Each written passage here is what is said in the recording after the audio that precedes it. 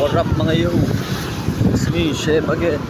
Sasamahan niyo kami sa ngayong araw. Papunta kami na seminar together with my airpod. So, aga-aga ang gumising.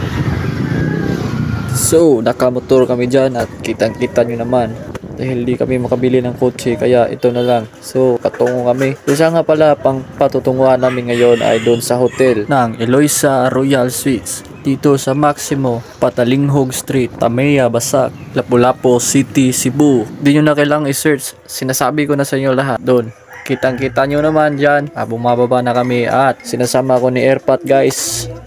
So, dito kitang-kita nyo. Pinapark na niyan yung motor na sinasakyan namin dito. Guys,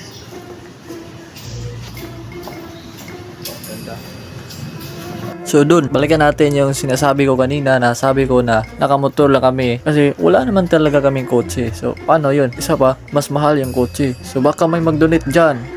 Baka sasabihin nyo walang kotse pero naka-hotel naman. Ano namang mali doon? So gusto mo mag-donate ka sa amin.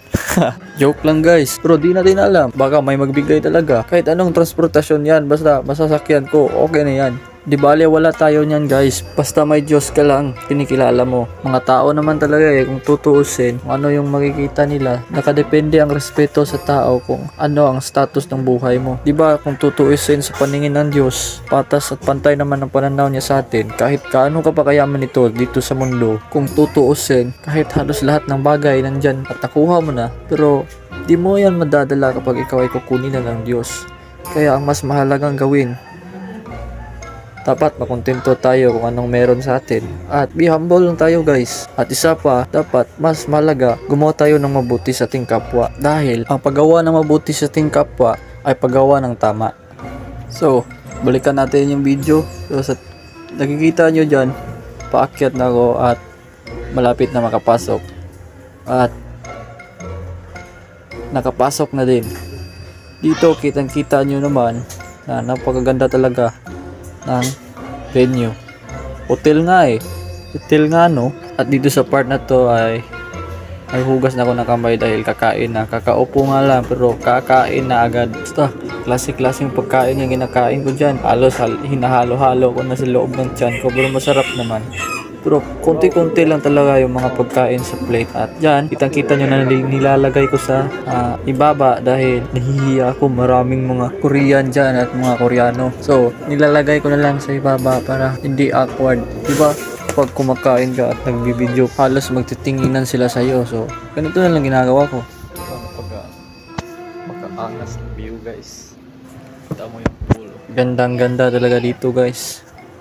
At ma-enjoy ka talaga kahit wala kang gagawin kapag tatanaw ka lang dito. Maliban sa view, kakain na naman tayo. At uuwi na.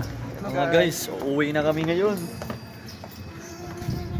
Tingnan nyo naman yung daan dito. Naka-glass pa.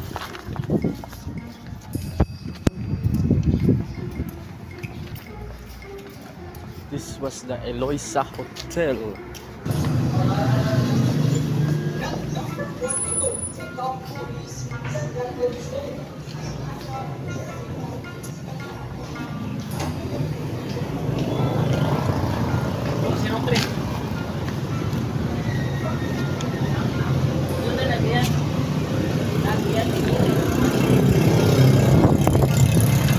At dito yun.